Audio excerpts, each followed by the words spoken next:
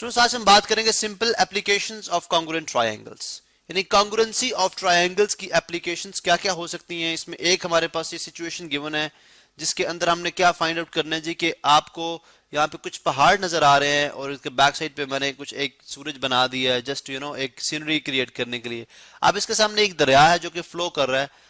अब इस दरिया की जो चौड़ाई यानी फ्रॉम ए टू बी कितना डिस्टेंस है, इस दरिया की कितनी चौड़ाई है, जो कि यूनिफॉर्म नहीं है। अगर आप देखें बिल्कुल स्ट्रेट नहीं है, लेकिन हम अस्यूम कर रहे हैं कि ऑलमोस्ट ए से बी तक हमने फाइंड आउट करनी है कि इसकी चौड़ाई कितनी है।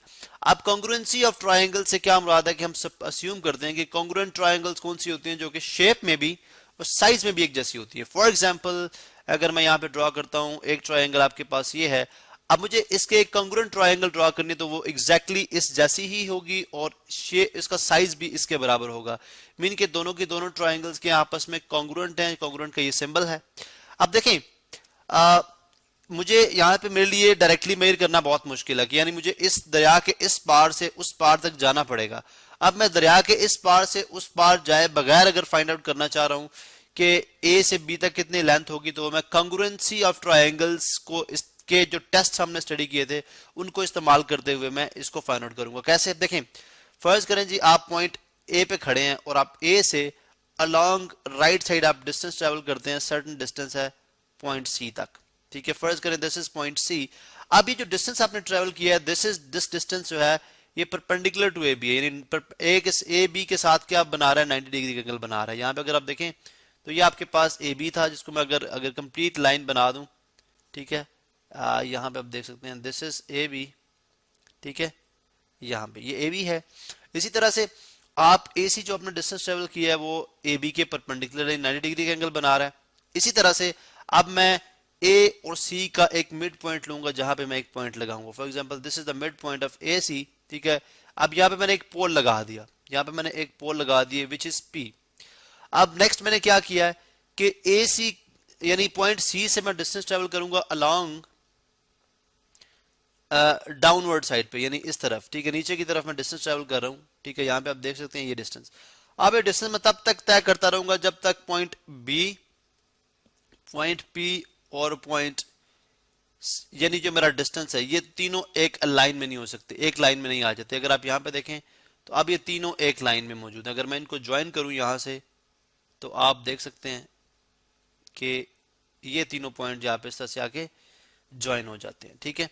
अब अगर आप देखें तो हमारे पास ये भी 90 डिग्री एंगल हुआ, चूंकि हमने जो डिस्टेंस ट्रेवल किया है जिसको मैं पॉइंट डी कह रहा हूं, let's suppose this point D, जो मैंने सी से डी तक आने का जो डिस्टेंस था वो क्या था, ए सी के परपेंडिकुलर था, तो ये भी परपेंडिकुलर है, ये भी परपेंडिकुलर है।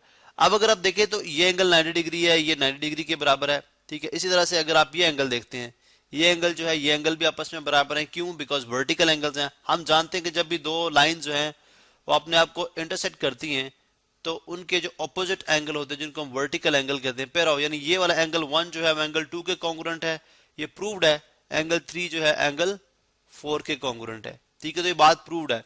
अब अगर ऐसी बात है तो इसका मतलब है कि दो एंगल कॉन्ग्रुएंट हैं और ये जो आपके यानी कौन कौन सा एंगल, ठीक है, एक तो एंगल ए पी बी, यानी इन ट्रायंगल हम लिख भी देते हैं in triangle A B P, यानी अगर आप ए बी पी के अंदर देखते हैं तो आपका या ए पी बी कर लें, ठीक है, ए बिकॉज हमारा ए, बल्कि हम जहां पे राइट ट्रायंगल के राइट ट्रायंगल को बीच में रखते हैं बी ए पी, ठीक है।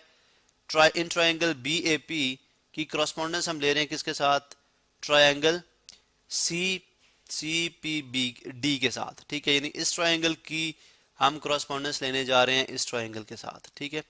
अब यहाँ पे अगर देखें तो सबसे पहले हमने बात की कि angle measure of angle B A P जो है इज इक्वल टू है मेजर ऑफ एंगल किसके, डी सी पी के या पी सी डी के कह लें, पी सी डी के। क्यों? रीजन क्या है, दोनों राइट एंगल्स हैं, दोनों राइट ट्रायंगल्स, क्योंकि हमने परपेंडिकुलर पे डिस्टेंस ट्रेवल किया था।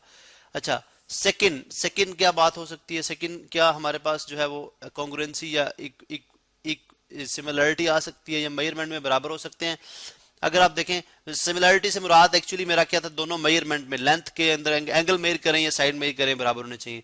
इस तरह अगर आप देखें तो measure of angle in triangle BAP, measure of angle B, या चलें हम कर लेते हैं एपीबी, एपीबी जो है वो is equal to measure of angle CPD के अंदर, क्योंकि रीजन क्या है, वर्टिकल एंगल्स, ठीक है, ऑपोजिट वर्टिकल एंगल्स या वर्टिकल, सिंपल मैं लिख देता हूं वर्टिकल एंगल्स, ये भी आपस में बराबर होते हैं वर्टिकल एंगल्स।